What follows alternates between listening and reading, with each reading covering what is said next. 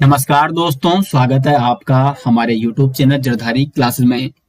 दोस्तों, यूकेपीएससी कन्या सहायक एग्जाम 2023 के लिए हिंदी व्याकरण का आज ये चौथा लेक्चर है। अब तक हम आपको 3 लेक्चर कंप्लीट करा चुके हैं और उम्मीद करते हैं कि पिछले 3 लेक्चर आपको अच्छे से समझ में आए होंगे। तो आज हमारा जो चौथा लेक्चर है वो है उपसर्ग, और इसके बाद नेक्स्ट लेक्चर यानी लेक्चर 5 में हम प्रत्यय के बारे में चर्चा करेंगे। तो किस प्रकार आपको उपसर्ग की पहचान करनी होती है, कौन कौन से उपसर्ग होते हैं, इनके बारे में डिटेल्स में चर्चा करेंगे। और वीडियो लेक्चर आपको कैसे लग रहे हैं दोस्तों, कमेंट बॉक्स में जरूर बताएं। साथ ही साथ ये सभी नोट्स आपको हमारे इस ई बुक में हिंदी व्याकरण नोट्स विद एमसीक्यू इसमें मिल जाएंगे, और इस ई बुक का लिंक दिया गया है इस वीडियो के डिस्क्रिप्शन में, या आप गूगल पे सर्च कीजिए jardhariclasses.in हमारी ऑफिशियल वेबसाइट है, वहां पर ये ई बुक आपको पीडीएफ फॉर्मेट में प्रोवाइड की गई है। तो शुरू करते हैं दोस्तों आज का लेक्चर। उपसर्ग क्या होता है दोस्तों?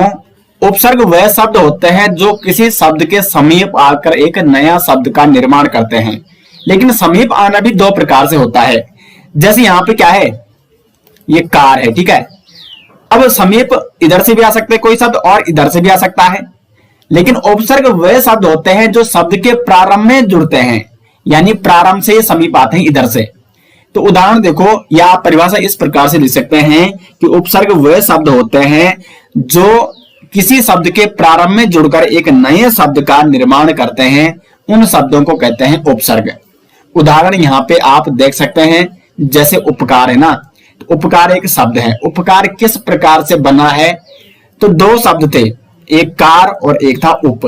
तो जो उप शब्द है ये कार शब्द के प्रारंभ में जुड़ गया।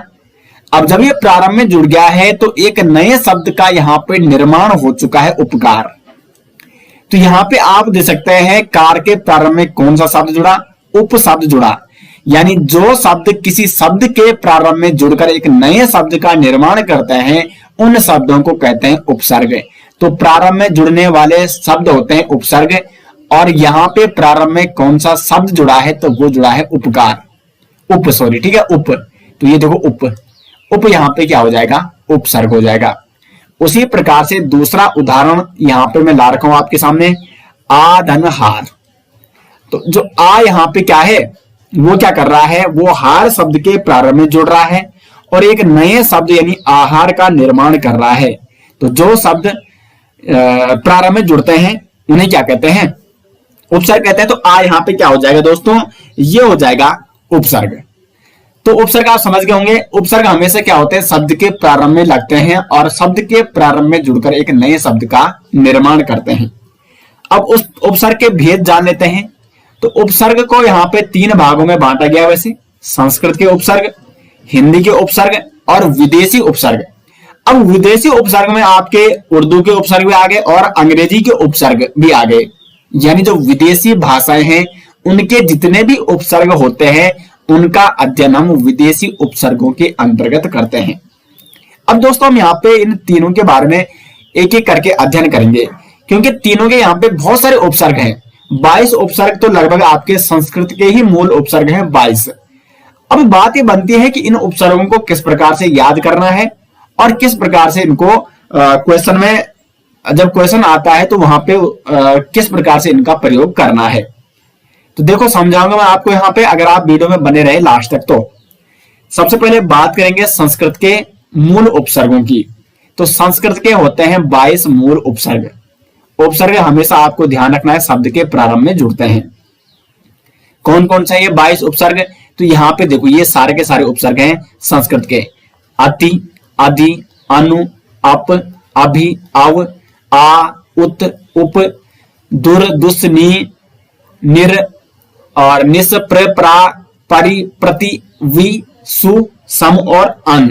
तो ये 22 उपसर्ग किसके हैं? ये हैं आपके संस्कृत के।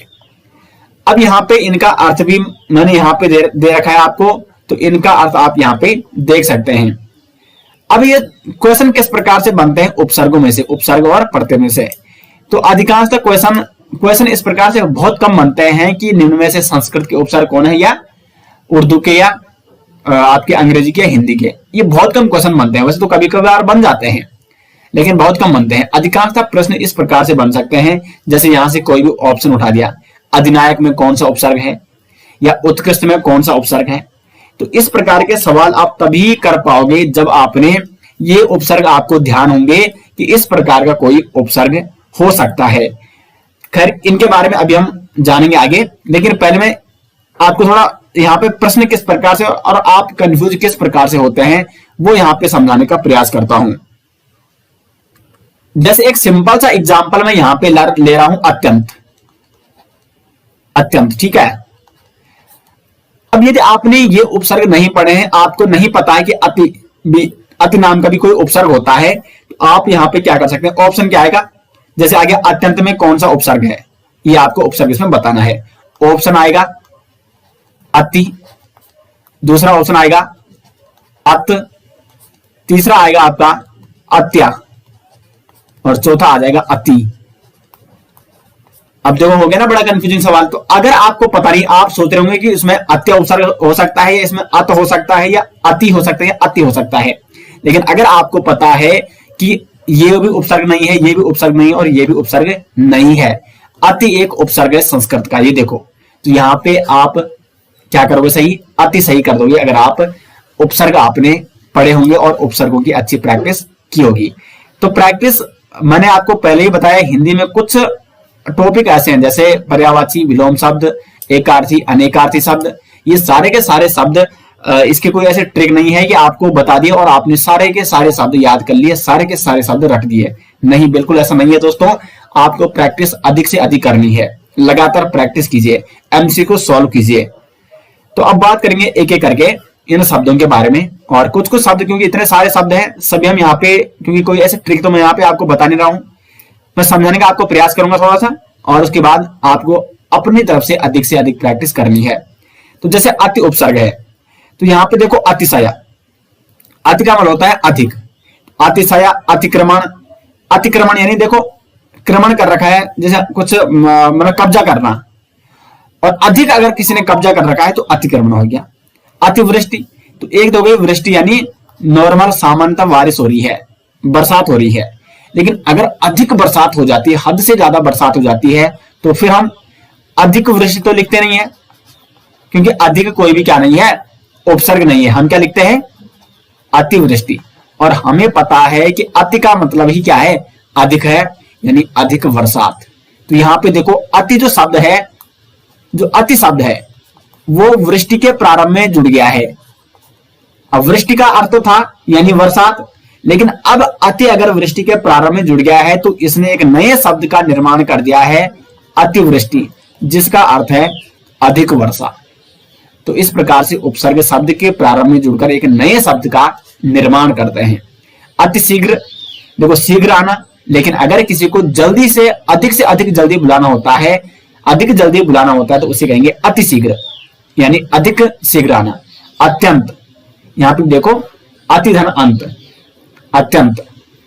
अत्याचार, अतिधन आचार, तो यहां पे इस प्रकार से कुछ, कई बार ऐसा होता है कि अगर आपने संधि तो मैंने आपको अच्छे से पढ़ा रखी है, तो कई बार संधि के माध्यम से भी आप इसमें उपसर्ग पहचान सकते हैं, लेकिन सामान्यतः कई बार ऐसा नहीं हो सकता है, क्योंकि जरूरी नहीं कि जहां पे, क्योंकि संधि तो कहीं पे भी बन सकती है, लेकिन जरूरी नहीं कि वो संधि वाला जो पहला शब्द होता है वो जरूरी नहीं कि वो उपसर्ग हो। तो इसलिए आपको ये सारे के सारे उपसर्ग ध्यान रखने होते हैं। अधि, देखो अधिकमल होता है, जो मुख्य होता है, जो प्रधान होता है, जो श्रेष्ठ होता है। अधिनियम, अधिनायक, नायकों में से जो अधिक श्रेष्ठ नायक है उसे कहा जाएगा अधिनायक। अधिकृत, अधिकरण, अध्यक्ष और अध्ययन। तो इनमें देखो सब में कौन सा यहाँ पे क्या हो गया है, कौन सा उपसर्ग लगा है, तो अधि उपसर्ग लगा है, अधि अधि अधि। अब देखो जो इस प्रकार के शब्द है, अधिनियम, अधिनायक, अधिकृत, इसमें तो सामान्यतः पता चल जाता है कि कौन सा उपसर्ग है, लेकिन इस प्रकार के शब्द, तो इस प्रकार के शब्दों के लिए आपको संधि का अच्छा नॉलेज होना चाहिए। और संधि मैंने आपको स्वर संधि से लेकर व्यंजन और विसर्ग संधि तक ये हम आपको पहले ही दोस्तों पढ़ा चुके हैं, तो वो टॉपिक आपका अच्छा कवर हो गया होगा। अगर नहीं हुआ है तो आप प्लेलिस्ट में जाके उस वीडियो को जरूर देखें। अनु, अनु का मतलब होता है पीछे, अनुचर, अनुज, अनुकरण, अनुकूल, अनुनाद और अनुभव। तो सब में कौन सा यहाँ पे उपसर्ग है, ये देखो अनु उपसर्ग है। अप का मतलब बुरा, अपयश, यानी बुरा यश, अपशब्द यानी बुरे शब्द कहना किसी को तो अप उपसर्ग हो जाएगा उसमें, और शब्द के पीछे अप जुड़ जाने पर वो हो जाएगा बुरा शब्द। अपकार, अपकीर्ति, अपव्यय और अपशकुन। उसी प्रकार से अभि उपसर्ग देखो, अभिवादन, अभिमान, अभिनव, अभिनय और अभिभाषण। अव उपसर्ग देखो संस्कृत का, अवगुण, अवनति, अवगति, अवशेष, अवज्ञा और अवरोहण। उसी प्रकार से आ उपसर्ग देखो, आघात, आरक्षण, आमरण, आगमन, आजीवन और आजन्म। आजन्म भी कई बार एग्जाम में पूछा जाता है। अध्यक्ष कई बार, अध्ययन कई बार एग्जाम में पूछा जाता है। उसी प्रकार से उत उपसर्ग देखो, उत का मतलब होता है श्रेष्ठ, उत्पत्ति, उत्कंठा, उत धन कंठा, उत्कंठा, उत्पीड़न, उत्कृष्ट, उन्नत, उत धननत। ये मैंने आपको संधि में पढ़ा रखे हैं। तो उन्नत में आप ये भी कर सकते हैं कि इसमें उन उपसर्ग हो सकता है, लेकिन नहीं, क्योंकि उन धन नत ये नहीं होता है। इस प्रकार से संधि नहीं जुड़ती है। मैंने संधि में आपको पढ़ा रखा है कि उन्नत में किस प्रकार से संधि होती है। तो इसमें कौन सी यहाँ पे उपसर्ग है, तो वो है उत। और वैसे भी उन दिख रहा है कहीं उपसर्ग इसमें, मतलब संस्कृत का तो कोई भी यहाँ पे उन नामक उपसर्ग नहीं है। अन तो है, उन नहीं है, तो इसलिए आप उन नहीं कर सकते हैं। कई जगह ऐसा हो सकता है कि आप अगर उसका विच्छेद करोगे तो उसमें आपको लग सकता है कि उसमें उन हो रहा है, लेकिन उन अगर कोई उपसर्ग ही नहीं है तो आप करोगे क्यों भाई। हिंदी में देखते हैं, हिंदी में, हाँ हिंदी में है उन, ठीक है। आप देखो उप का मतलब होता है सहायक, जैसे उपभोग, उपवन, एक होता है वन, और वन का जो सहायक वन है उपवन। उपमंत्री, मंत्री का सहायक मंत्री उपमंत्री। उपयोग, उपनाम और उपहार। दुर का मतलब होता है कठिन या गलत, दुर्दशा, देखो दुर्धन दशा, दुर्दशा। दुर्धन आग्रह, दुराग्रह में देखो दुर्धन आग्रह, दुराग्रह। तो कई बार आप संधि के प्रयोग से भी उपसर्ग शब्द की पहचान कर सकते हो। दुर्धन गुण, दुर्गुण। दुर्धन आचार, दुराचार। दुर्वस्था, दुरुपयोग। अब देखो दुष्ट, देखो यहाँ पे दुष्ट का मतलब होता है बुरा है, कठिन। दुश्चिंत, दुशासन, दुष्कर, दुष्कर्म यानी बुरा कर्म, दुष्कर्म हो जाएगा। दुस्साहस, बुरा साहस करना, कठिन साहस करना, दुस्साहस, दुस्साध्य। नीव यहाँ पे एक संस्कृत का उपसर्ग है जिसका अर्थ होता है बिना। तो निडर यानी बिना डर का, तो नी यहाँ पे उपसर्ग है। निगम, निवास यानी बिना निवास का, तो नी यहाँ पे उपसर्ग है। निषेध, निबंध और निषिद्ध। निर का अर्थ है बिना, निर का अर्थ भी बिना होता है। तो निराकार, निर्धन आकार, निराकार यानी जिसका कोई भी आकार नहीं है, बिना आकार का है जो, उसे कहेंगे निराकार। निरादर, बिना आदर के है जो, निरादर। निरोग, नीरस, निरीह और निरक्षर। तो इन सब में कौन सा उपसर्ग है, वो है निर। तो यहाँ पे उसके बाद दोस्तों निस उपसर्ग हो गया। प्र, परा, परि, प्रति। प्रति में देख लो प्रतिदिन। अब देखो इसका आप स्क्रीनशॉट भी ले सकते हैं, लेकिन इसके नोट्स आपको वीडियो के डिस्क्रिप्शन में ले सकते हैं, संपूर्ण इसके नोट्स। तो वहां से भी आप इसको लगातार प्रैक्टिस कर सकते हैं। और इस प्रकार के मतलब इन शब्दों के लगभग एमसीक्यू बहुत सारे दिए गए हैं इस पीडीएफ में, डिटेल्स वाली पीडीएफ में। तो एमसीक्यू भी आपको जरूर प्रैक्टिस करनी है। वैसे इसके एमसीक्यू आपसे जरूर कराए जाएंगे, उपसर्ग और प्रत्यय के एमसीक्यू आपको साथ साथ में कराए जाएंगे। लेकिन इसके एमसीक्यू अगर आप खुद भी प्रैक्टिस करना चाहते हैं तो लिंक आपको वीडियो के डिस्क्रिप्शन में मिल जाएगा, वहां से आप इसका डिटेल्स पीडीएफ डाउनलोड कर सकते हैं। और जहां से भी आपको प्रैक्टिस करने के लिए मिले वहां से आपको प्रैक्टिस करनी होगी, बुक्स होंगी आपके पास। उसके बाद देखो दोस्तों, हाँ हम यहाँ पे किसकी बात कर रहे थे, हम प्रति की बात कर रहे थे। तो प्रति का मतलब होता है प्रत्येक, प्रतिदिन यानी प्रति एक दिन, प्रतिदिन हो गया। प्रत्येक, प्रतिधन एक, प्रत्येक। प्रतिकूल, प्रतिहिंसा, प्रतिरूप और प्रतिध्वनि।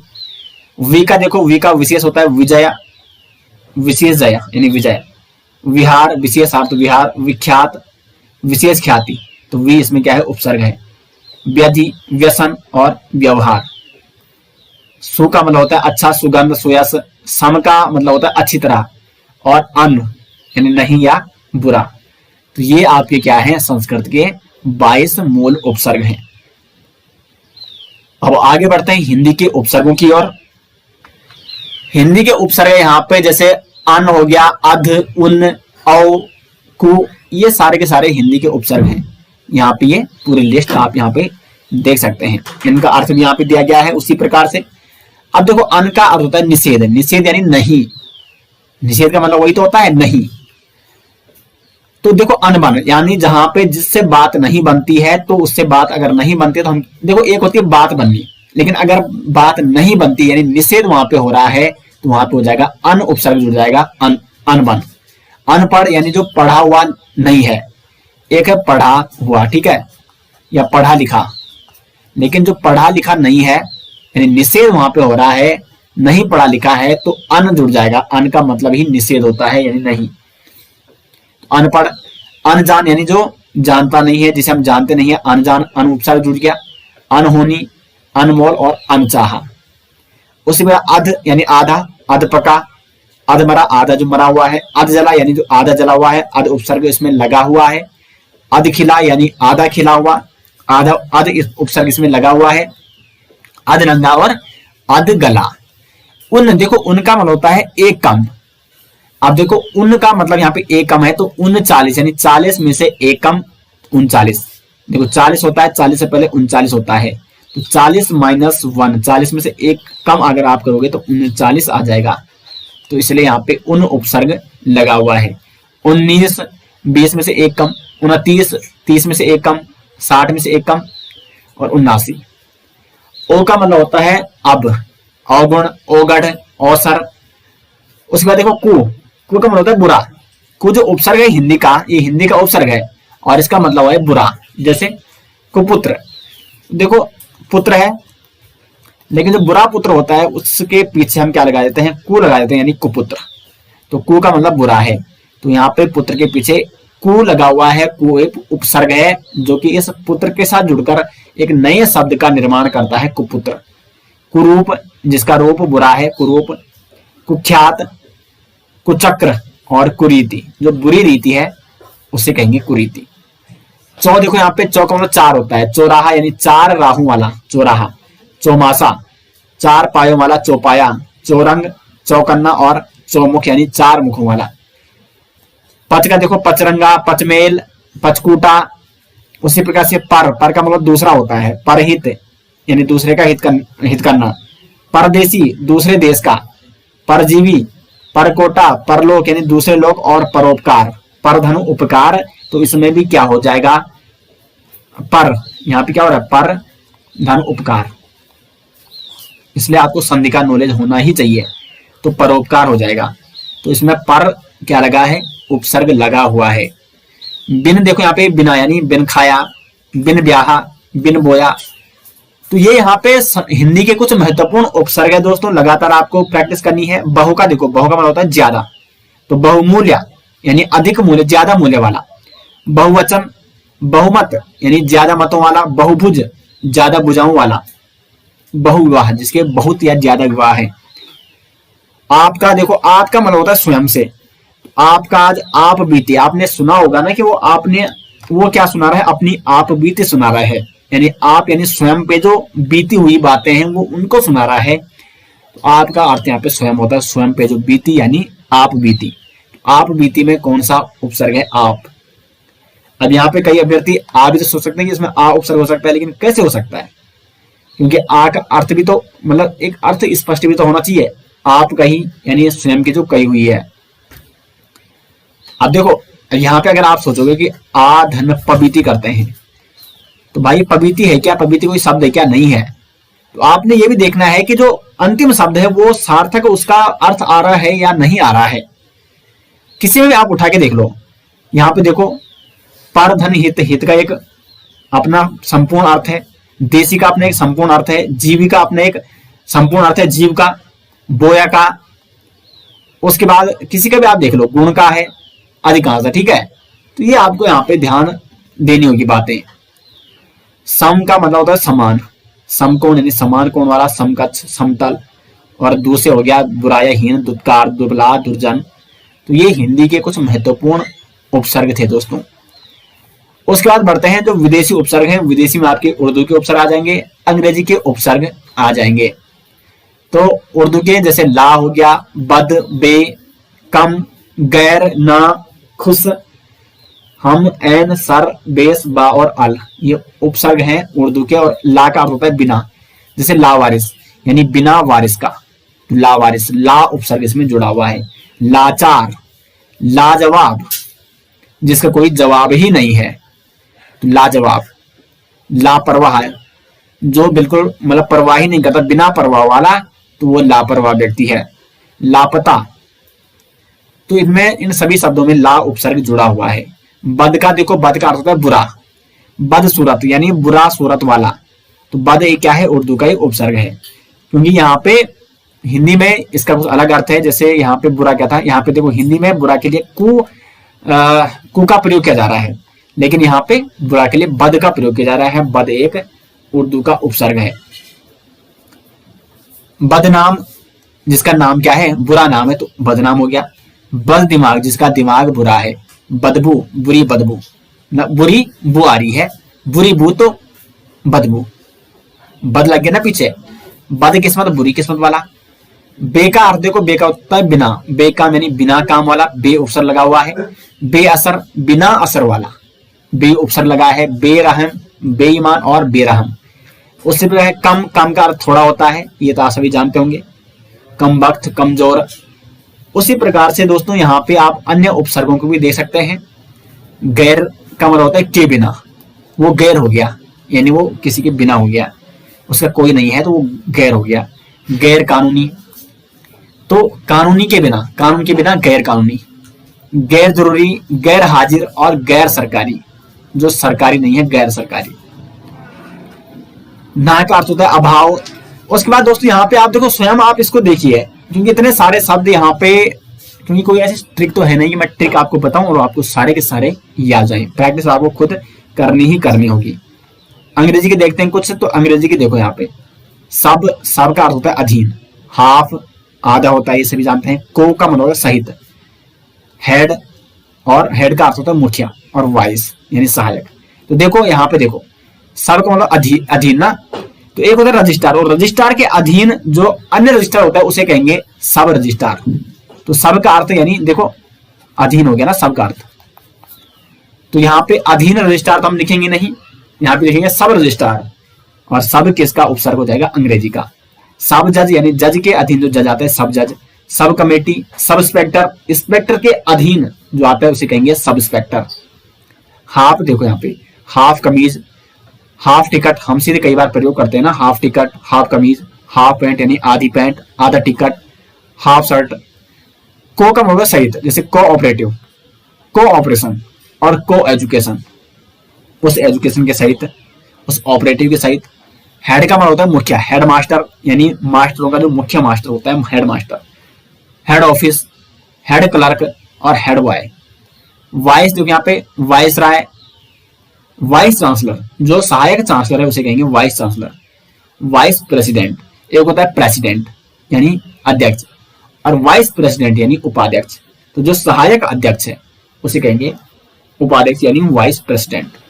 दोस्तों तो आज हमने यहाँ पे उपसर्गों के बारे में अध्ययन किया दोस्तों, और जितने भी उपसर्ग होते हैं अधिक से अधिक मैंने कोशिश की कि अधिक से अधिक आपको यहाँ पे उपसर्ग बताए जाएं और उनके एग्जाम्पल आपको बताए जाएं। तो संस्कृत के उपसर्ग, हिंदी के उपसर्ग कौन कौन से होते हैं, और आपके उर्दू और अंग्रेजी के उपसर्ग, ये सारे आज हमने यहाँ पे इस वीडियो में चर्चा की। और उम्मीद करते हैं कि ये वीडियो आपके लिए काफी हेल्पफुल होने वाली है आगामी एग्जाम के लिए। इसके बाद जो नेक्स्ट लेक्चर आएगा वो आ जाएगा प्रत्यय का, उसमें हम आपके लिए लाएंगे प्रत्यय के जितने भी एग्जाम्पल होते हैं, और साथ ही साथ प्रत्यय के प्रकार, वो काफी महत्वपूर्ण है। उसमें आ जाएगा कृत्य प्रत्यय, तद्धित प्रत्यय क्या होते हैं, क्या डिफरेंस है इनमें। तो ये टॉपिक हम नेक्स्ट वीडियो में दोस्तों चर्चा करने वाले हैं। तब तक के लिए आप उपसर्ग को लगातार प्रैक्टिस कीजिए और इसका रिवीजन कीजिए, और उपसर्ग और प्रत्यय के जो एमसीक्यू होंगे वो हम एक साथ लेके आएंगे। तो मिलते हैं दोस्तों नेक्स्ट लेक्चर के साथ, तब तक के लिए धन्यवाद।